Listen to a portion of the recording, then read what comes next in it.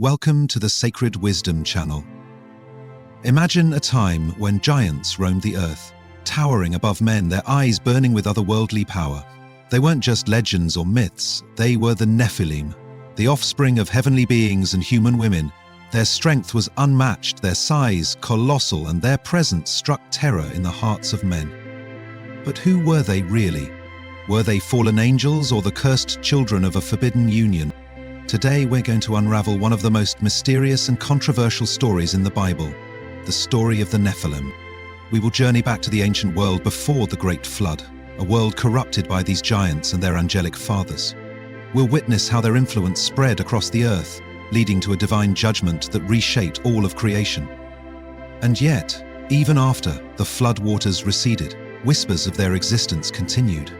From the towering figure of Goliath to the menacing King Og of Bashan, the Nephilim seem to rise again, haunting the pages of Scripture and the minds of believers. Before we dive in, if you're passionate about exploring the untold stories of the Bible and uncovering the mysteries hidden within its pages, take a moment to like this video, subscribe to Sacred Wisdom, and hit the notification bell so you never miss another revelation. Are you ready to uncover the secrets of the Nephilim? Let's begin. In the ancient days, when the earth was still young and humanity began to multiply, a group of powerful beings descended from the heavens. They were known as the Watchers, heavenly angels appointed by God to guide and protect mankind. These angels were majestic, radiant, and otherworldly, their presence both awe-inspiring and intimidating. But among them was a leader named Samjaza, a being of immense power and authority. As he gazed upon the daughters of men, a dangerous desire began to fester within him, a desire that would forever alter the course of human history. Samjaza, driven by his own lust and pride, gathered a group of 200 angels and led them to a secret meeting on a remote plain near Mount Hermon.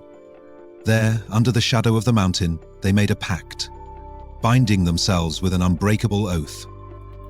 "Let us all swear," Samjaza proclaimed, "and curse ourselves by it, that we will descend and take wives from the daughters of men."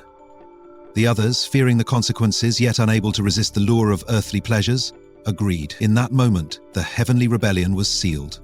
Descending to earth, these watchers took for themselves the most beautiful women they could find.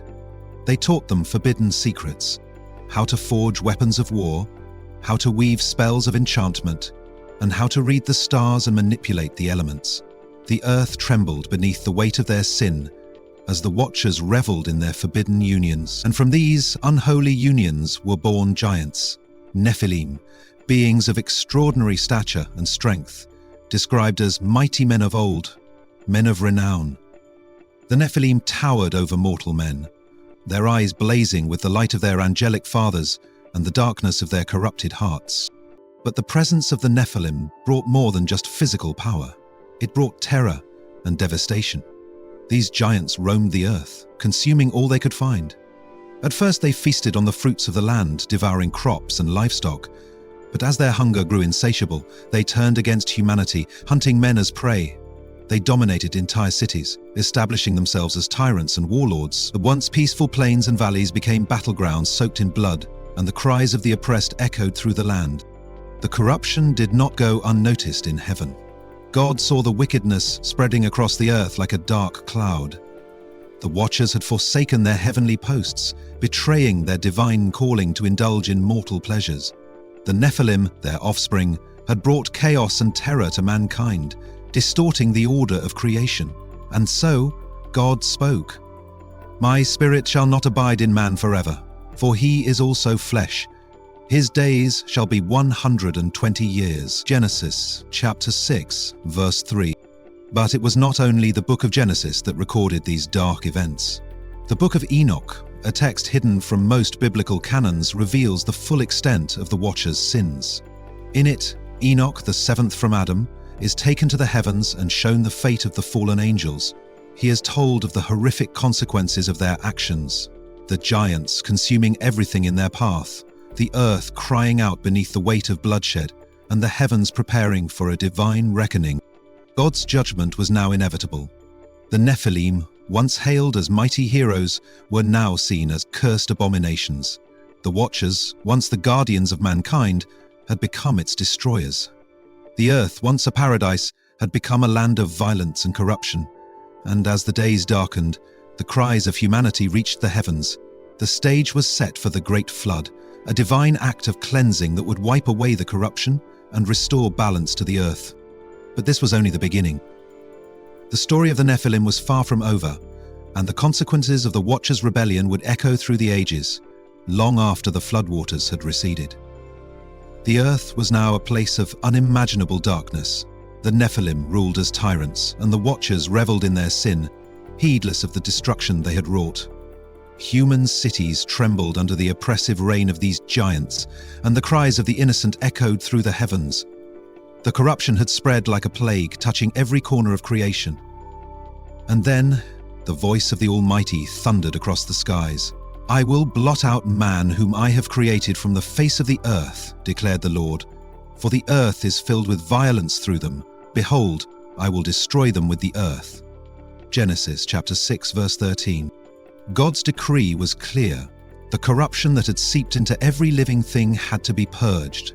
But amidst the chaos and sin, there was one man who remained untainted, a man named Noah. While the world around him fell into darkness, Noah walked with God, a righteous and blameless man in his generation. In the midst of corruption, Noah's unwavering faith set him apart. God saw in Noah a man who could carry forth the pure lineage of humanity, untainted by the blood of the Nephilim. One night, beneath the starless heavens, the Lord spoke to Noah. "Make for yourself an ark of gopher wood," God commanded. "For behold, I will bring a flood of waters upon the earth to destroy all flesh in which is the breath of life under heaven." Genesis chapter 6, verses 14 and 17. Noah's eyes widened as he listened to the divine instructions. The task was monumental: to construct a massive vessel capable of preserving life amidst a storm of divine fury. Noah did as he was told. Day after day he labored under the scorching sun, hammering and sawing, while the people around him mocked and jeered. "Look at the old fool building a boat in the middle of dry land," they sneered. They could not see the approaching storm. They could not hear the voice of God. But Noah's faith was unshakable. With each plank of wood he carried out the divine command, knowing that judgment was coming. Then the day arrived. The skies darkened and a chilling wind swept across the land. The animals in pairs began to gather around the ark. Lions and lambs, sparrows and eagles, all drawn by a voice only they could hear. Noah, his wife, his 3 sons, Shem, Ham and Japheth, and their wives, stepped into the ark. The door, massive and heavy, was pulled shut, not by human hands, but by the hand of God. Outside the ark, the Nephilim roared in defiance. The ground trembled beneath their colossal feet as they rallied their forces. Some of the giants climbed the highest mountains, seeking refuge. Others bellowed curses against the heavens, their voices echoing like thunder. But the skies responded not with words, but with torrents of rain. In the 600th year of Noah's life, in the 2nd month, on the 17th day of the month, all the fountains of the great deep burst forth, and the windows of the heavens were opened. Genesis chapter 7, verses 11 to 12. The rain fell in sheets, heavier than any storm before it. The waters erupted from the depths of the earth, consuming everything in their path. Rivers swelled and overflowed, valleys became lakes, and mountains became islands surrounded by a relentless sea. Inside the ark, Noah and his family huddled together, praying as the waters crashed against the wooden walls. Meanwhile, outside, chaos reigned. The Nephilim, once invincible, found themselves powerless against the divine onslaught. Gilgamesh, the mighty warrior, struggled to stay afloat, his giant limbs thrashing against the waves. Og of Bashan, the towering king, tried to climb a cliff, but the waters swallowed him whole. Azil, the fallen watcher who had taught men to forge weapons, watched in horror as his monstrous creations were swept away. The Nephilim, who had once ruled as gods, now screamed like frightened children as the waters rose above their heads. For 40 days and 40 nights the flood raged. The mountains were submerged, and the highest peaks disappeared beneath the waves. The earth, once teeming with life, became a silent, endless ocean. And all flesh died that moved upon the earth, birds, livestock, beasts, and all swarming creatures that swarm upon the earth, and all mankind. Genesis chapter 7 verse 21. Inside the ark, Noah knelt in prayer. The rain pounded against the wooden walls, but there was peace in his heart. God had promised to preserve him and his family, to give them a new beginning once the waters subsided. But outside, the cries of the dying echoed through the heavens. The Nephilim, those mighty giants born of forbidden unions, were gone. Their bodies sank beneath the waves and their souls descended into darkness, awaiting the final judgment. Yet, as the waters receded and the ark came to rest upon the mountains of Ararat, the question lingered. Was this truly the end of the Nephilim? Had all traces of their corruption been washed away? Or had some of them found a way to survive, hidden among the shadows of the post-flood world? The flood was not just a natural disaster. It was a divine reset, a cleansing of the earth to restore purity and order. But even as the waters dried and the ground began to sprout new life, the echoes of the Nephilim's reign of terror would continue to haunt the hearts of men. For though the giants were gone, their legacy was far from over, and soon their names would rise again in the land of Canaan and the Valley of Giants. The battle between the righteous and the remnants of the fallen would rage on, and the story of the Nephilim is far from over. The floodwaters had receded, and the ark rested upon the mountains of Ararat. The earth, now a desolate and silent wasteland, began to heal under the watchful eyes of Noah and his family. But even as they stepped onto dry land and began to rebuild, whispers of ancient terror echoed across the hills and valleys. The Nephilim, those mighty giants that once dominated the earth, were believed to be gone. Yet, stories of their monstrous descendants continued to emerge, haunting the hearts of the survivors. As generations passed and mankind spread across the lands, the tales of giants resurfaced. In the land of Canaan, a region marked by its fortified cities and towering walls, rumors of men of colossal stature began to spread. They were known as the Anakim, fierce warriors with eyes that burned like embers and strength that could crush boulders. When the 12 spies sent by Moses returned from Canaan, they trembled with fear and declared, "There we saw the giants, the descendants of Anak, and we seemed to ourselves like grasshoppers, and so we seemed to them." Numbers chapter 13 verse 33. But Canaan was not the only region where these giants roamed. In the land of Bashan, a massive king named Og ruled with an iron fist. Og was a towering figure, a remnant of the ancient giants who had escaped the flood's destruction. The scriptures describe his bed as an enormous structure made of iron, 9 cubits long and 4 cubits wide. Deuteronomy chapter 3 verse 11. It was as if his very existence was a chilling reminder that the bloodline of the Nephilim had not been entirely extinguished. Og of Bashan was not just a king, he was a tyrant, a giant whose presence struck fear into the hearts of Israel. Yet despite his towering stature and immense power, Og met his end in battle. The armies of Israel, led by Moses, marched into Bashan and confronted the giant king. The ground trembled as Og's army clashed with the Israelites, but the God of Israel had promised victory. With divine intervention, the Israelite warriors brought down Og, and the last of the Bashan giants fell, his enormous body crashing to the earth like a toppled mountain. But even as Og's blood soaked the ground, whispers of other giants continued to spread. In the land of the Philistines, in a city called Gath, a new terror arose. His name was Goliath, a warrior of immense size and brutality. Standing over 9 feet tall, Goliath was a living nightmare, a man who towered over ordinary soldiers like a colossus among men. Clad in bronze armor that gleamed like the sun and wielding a spear as heavy as a weaver's beam, Goliath stood in the valley of Elah and challenged the armies of Israel. "Choose a man to come down and fight me," he roared. "If he is able to kill me, we will be your servants, but if I defeat him, you will become ours." 1 Samuel chapter 17, verses 8 to 9. For 40 days and 40 nights, Goliath taunted the Israelites, his voice echoing like thunder across the valley. The soldiers trembled, their faith wavering as they looked upon the giant's imposing form. But amidst the fear and doubt, a young shepherd named David stepped forward. With nothing but a sling, 5 smooth stones, and unshakable faith in the God of Israel, David faced the giant.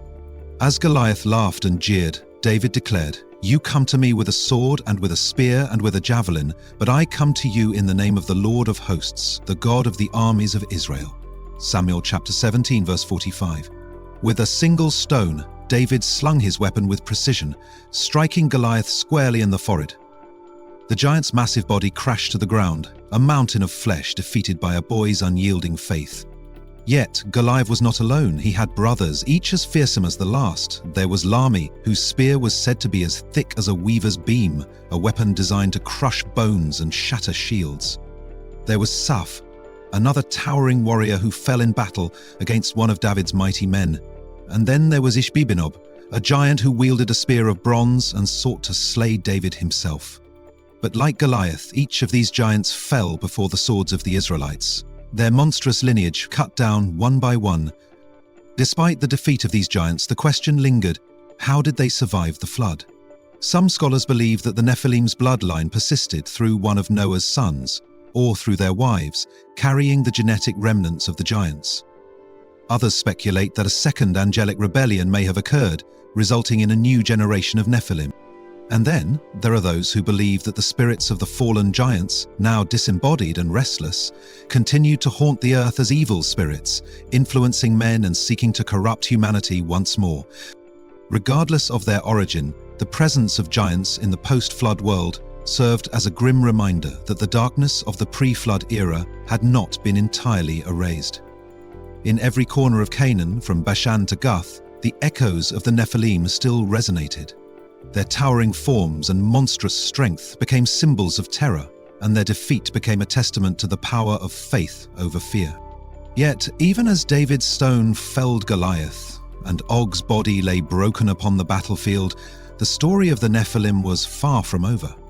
For though their physical bodies perished, the spirits of these fallen giants, the disembodied souls of the Watcher's offspring, continued to wander the earth seeking vengeance, stirring chaos, and whispering to the hearts of men. The Nephilim may have been defeated on the battlefield, but their dark legacy endured, hidden within the shadows of the ancient world.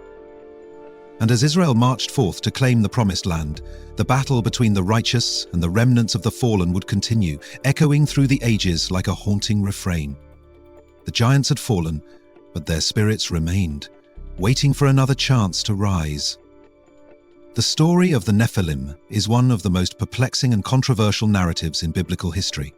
It raises unsettling questions about the intersection of the spiritual and physical realms, the boundaries between heaven and earth, and the consequences of forbidden unions. But to understand who the Nephilim truly were, we must first explore the two dominant theories that attempt to explain their origins, each with its own profound implications. First perspective: angelic origin theory. The Watchers and their fall. The most widely accepted interpretation among ancient Jewish scholars and early Christian writers is that the sons of God, mentioned in Genesis chapter 6, were not ordinary men, but fallen angels. These celestial beings, tasked with guiding and protecting humanity, became entangled in earthly desires. Driven by lust and rebellion, they descended to earth and took human wives, creating a race of monstrous offspring, the Nephilim. The Book of Enoch, an ancient text that was once considered canonical by some early Christian communities, provides a detailed account of this celestial rebellion. Enoch describes the Watchers, led by Samjaza, as powerful angels who descended upon Mount Hermon and made a pact to defy their heavenly mandate. They took unto themselves wives, and each chose for himself one, Enoch writes, and they began to teach them charms and enchantments and the cutting of roots, and made them acquainted with plants. 1 Enoch 7:1. These fallen angels not only corrupted humanity by taking human wives, but they also imparted forbidden knowledge, teaching men how to forge weapons, cast spells, and manipulate the heavens. The Nephilim, their hybrid offspring, became giants of immense strength and wickedness, wreaking havoc upon the earth. Their very existence was a corruption of the divine order, a blasphemy that demanded judgment. This interpretation positions the Nephilim as the direct result of a celestial rebellion, a blurring of the boundaries between the heavenly and earthly realms. But not all theologians accept this view. Another interpretation suggests a more human explanation. Second perspective: human lineage theory, the line of Seth and the line of Cain. A more conservative and less supernatural interpretation proposes that the sons of God were not angels, but the righteous descendants of Seth, the third son of Adam and Eve. According to this theory, The daughters of men were the descendants of Cain, the cursed firstborn son of Adam who had murdered his brother Abel. In this view, the sons of God were not celestial beings but mortal men who had been chosen to carry forth the righteous lineage of Seth. However, as time passed, these men became enticed by the beauty and allure of the daughters of Cain, a lineage marked by violence and rebellion. By intermarrying with the line of Cain, the descendants of Seth compromised their spiritual purity and opened themselves up to corruption. And the sons of God saw that the daughters of men were beautiful, the scripture states, and they took wives for themselves of all whom they chose. Genesis chapter 6, verse 2. Supporters of this interpretation argue that the giants mentioned in the text were not literal giants but powerful, tyrannical men, warriors and kings who abused their strength to dominate the weak. The term Nephilim, they suggest, may have referred not to a race of giant beings, but to morally fallen men who had forsaken God's ways for the path of violence and conquest. While this theory removes the supernatural elements from the narrative, it also shifts the focus from celestial rebellion to human corruption, emphasizing the dangers of intermarriage with ungodly lineages. But there is yet another layer to this complex story, one that reaches beyond the pages of Genesis and into the realm of ancient mythology and apocryphal texts. Third perspective: cultural reflections. The Nephilim in ancient texts. Outside of the canonical Bible, other ancient writings provide additional insights into the nature and origins of the Nephilim. The Book of Enoch, for instance, not only describes the fall of the Watchers but also details their punishment. After corrupting humanity, the Watchers are bound in chains and cast into darkness, awaiting the day of judgment. Meanwhile, their offspring, the Nephilim, are slain in the great flood, but their spirits continue to wander the earth as evil spirits, seeking vengeance against humanity. The Book of Jubilees, another ancient text, echoes this narrative, emphasizing that the Watchers had descended to earth to instruct mankind but became corrupted by lust and pride. In this account, the Nephilim are portrayed as bloodthirsty giants who consumed the flesh of men, bringing further chaos and violence to the world. In other cultures, similar tales of divine beings mating with human women and producing monstrous offspring can be found. In Greek mythology, the Titans were born from the union of the gods and mortal women, wreaking havoc upon the earth until they were overthrown by Zeus. In Babylonian and Sumerian texts, the Apkallu, demigods who were part human and part divine, are described as giants who once walked the earth. These cross-cultural parallels suggest that the story of the Nephilim may be part of a broader tradition of ancient myths in which gods or celestial beings descend to earth, seduce mortal women, and produce hybrid offspring of immense power and wickedness. Why the story of the Nephilim endures. Why does the story of the Nephilim continue to captivate believers and skeptics alike? Perhaps it is because the Nephilim embody the consequences of crossing boundaries that were never meant to be crossed. They are the ultimate warning against the dangers of rebellion, lust, and the abuse of power. In their very nature, the Nephilim represent a fusion of the divine and the mortal, a perversion of the natural order that brought about catastrophic consequences. Their story serves as a haunting reminder that power without restraint leads to corruption, and that even those who walk among the heavens can fall. But their legacy also challenges us to consider the spiritual dimensions of human history. If the Nephilim were the offspring of fallen angels, then what other forces may still be influencing humanity today? If they were simply men corrupted by violence and greed, then what does that say about the state of the world in Noah's time and the world we live in now? The story of the Nephilim is more than a tale of giants and fallen angels. It is a reflection of the spiritual battle between good and evil, between righteousness and corruption. It challenges us to consider the unseen forces that may be at work in our world, urging us to stay vigilant, steadfast, and faithful. As we move forward in our journey through biblical history, the echoes of the Nephilim will continue to resonate, reminding us that the battle against darkness is far from over. For while the giants may have fallen, the spirits of the fallen still linger, seeking to corrupt and devour. And the question remains, are we prepared to stand against them, as David did, armed not with swords or spears, but with unwavering faith? The story of the Nephilim is more than just a tale of giants and fallen angels. It is a powerful reminder of what happens when divine boundaries are crossed and spiritual mandates are violated. From the rebellion of the Watchers to the triumph of David over Goliath, The Nephilim narrative serves as a profound spiritual allegory, one that echoes through the ages and continues to offer timeless lessons for those who seek to walk in righteousness. Lesson 1. The dangers of rebellion, a heavenly fall, a terrestrial catastrophe. It all began with the Watchers, heavenly beings appointed to watch over and guide humanity. They were beings of immense power and celestial glory, entrusted with a sacred duty. But their rebellion was born out of desire, a desire to take for themselves what was forbidden. The moment they descended to earth and took human wives, they violated God's divine order, and chaos followed. Samjazzar, their leader, knew the consequences of their actions. Yet he and his fellow Watchers swore a mutual curse, binding themselves to the pact. The result was catastrophic. The offspring of these unholy unions, the Nephilim, became giants who roamed the earth, spreading terror, corruption, and violence. And God saw that the wickedness of man was great in the earth, the scripture tells us, and that every imagination of the thoughts of his heart was only evil continually. Genesis, chapter 6, verse 5. The Watchers' rebellion teaches a sobering lesson. Sin may begin as a single act of disobedience, but its consequences ripple through generations.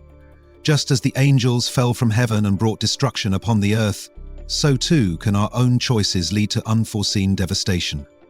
The Nephilim's existence was a warning that even heavenly beings are not exempt from judgment, and that no one, no matter how powerful, is beyond the reach of divine justice. Lesson 2. Faith over fear. David and Goliath, a triumph of the Spirit. Centuries after the Great Flood, the earth still bore the scars of the Nephilim's reign of terror. The giants had been all but destroyed, but their descendants remained. Men of immense stature and terrifying strength. Among them was Goliath of Gath, a colossal warrior whose size and strength struck fear into the hearts of Israel's army. For 40 days and nights, Goliath taunted the Israelites, demanding that one man step forward to face him in battle. No one dared to answer his challenge, no one except a young shepherd named David. Armed with nothing but a sling and 5 smooth stones, David faced the towering giant, his faith unwavering.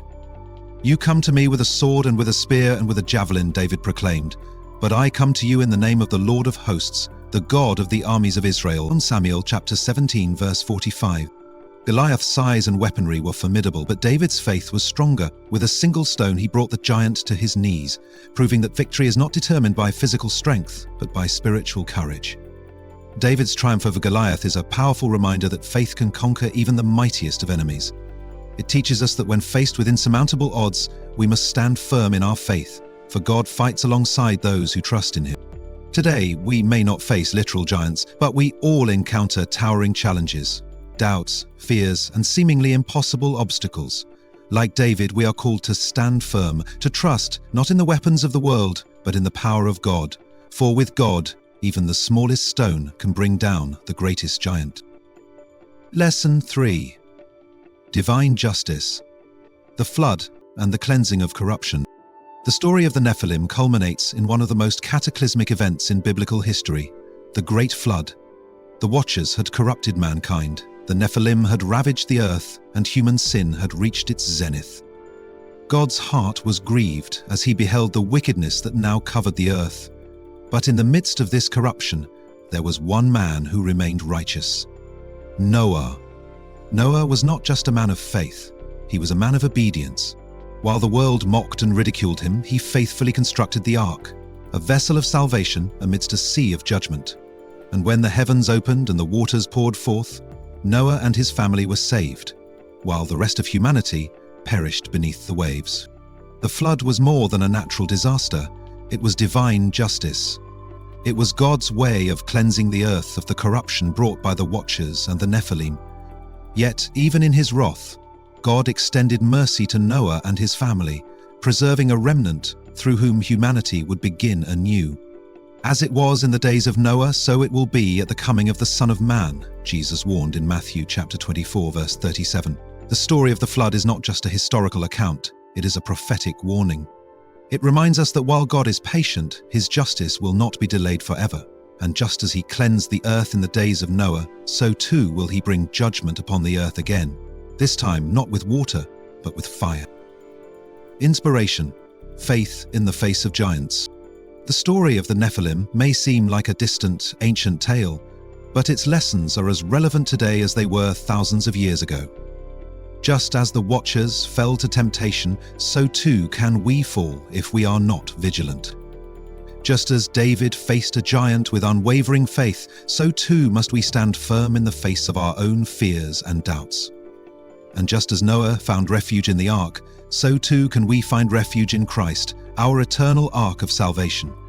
For in the end, the battle is not against flesh and blood, but against spiritual forces of darkness. The lingering echoes of the Nephilim and the fallen watchers who still seek to corrupt humanity. In a world that often feels overwhelmed by darkness, we are called to stand as David stood, to face the giants of fear, doubt, and temptation with unwavering faith in God. We are called to walk as Noah walked, faithful, obedient, and steadfast, even when the world mocks and ridicules our faith. The story of the Nephilim is more than a tale of giants and fallen angels. It is a warning against rebellion, a call to faith, and a reminder of divine justice.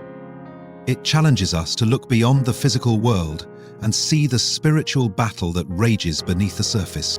Now, it's your turn. What do you believe? Do you think the Nephilim still influence our world today? Do their spirits linger, whispering in the hearts of the wicked? Or are they forever bound, awaiting the final judgment? Share your thoughts in the comments below, and if you found this exploration eye-opening, don't forget to like this video and subscribe to Sacred Wisdom for more untold stories and spiritual insights. Because the battle against darkness is far from over. But with faith, even the greatest giants can be brought to their knees. Thank you for watching with us to the end. Until next time, may you walk in peace, wisdom, and power.